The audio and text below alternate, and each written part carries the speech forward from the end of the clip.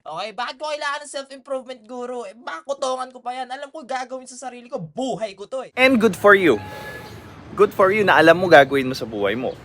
But there are people who are having a rough time, that they are having a hard time knowing what to do next.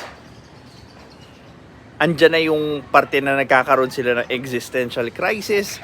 Andyan na yung parte na hindi nila alam kung anong gagawin nila doon sa nalaman nila. Hindi nila alam kung paano i-process yung mga trauma at kung ano-ano pa.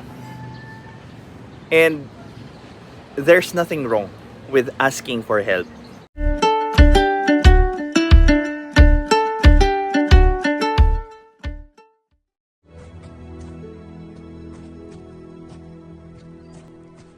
What's the bravest thing you've ever said?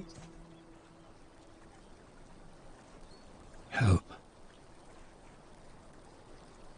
Asking for help isn't giving up. It's refusing to give up.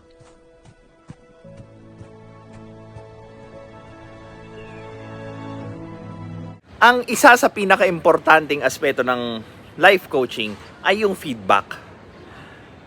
Yung feedback yung nagbibigay sa atin ng ibang perspective ng kung ano bang pinagdadaanan natin. Dahil nga, kung dedepende lang tayo sa perspective na meron tayo, eh hindi tayo nakakaalis at lalo tayong nababaon dun sa current situation natin. And yes, those people who need help actually exist. Bakit kailangan mo sabihin sa akin na mag-monk mode ka? Basa ka kasi ng libro. Ito yung binasa kong libro. 48 Laws. Absolute normie. Problem with the self-improvement guru is, tingin nyo, pare-parehas tayo ng mga pribileyo sa buhay. Hindi tayo lahat pare-parehas ng sitwasyon sa buhay. May mga pinanganak na mahirap, may pinanganak na middle class, may pinanganak na mayaman. Yes, I agree. As a life coach, trabaho kong intindihin yung kabuuan ng sitwasyon mo para matulungan kita na gumawa ng action plan towards sa mga solusyon na pwede nating pagtulungan para makaalis ka doon sa problemang kinalalagyan mo or doon sa sitwasyon na gusto mong alisan.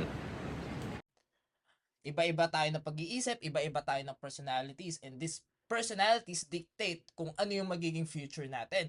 Okay? Biology, psychology, these all play a huge part sa ating success. Hindi to one size fits all na, eto, bili mo yung course ko, you're gonna get rich.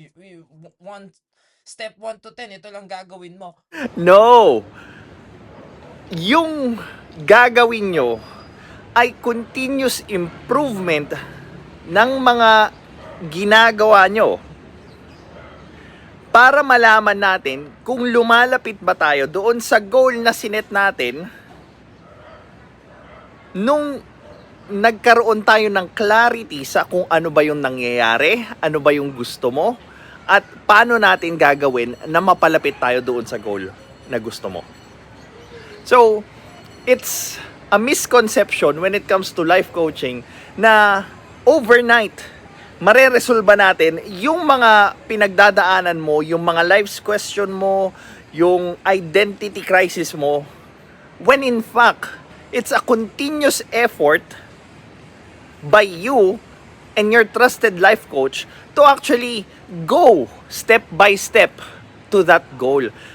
Hindi ko sinasabi doon sa mga clients ko na you should be improving 50% every day. That's too much to ask.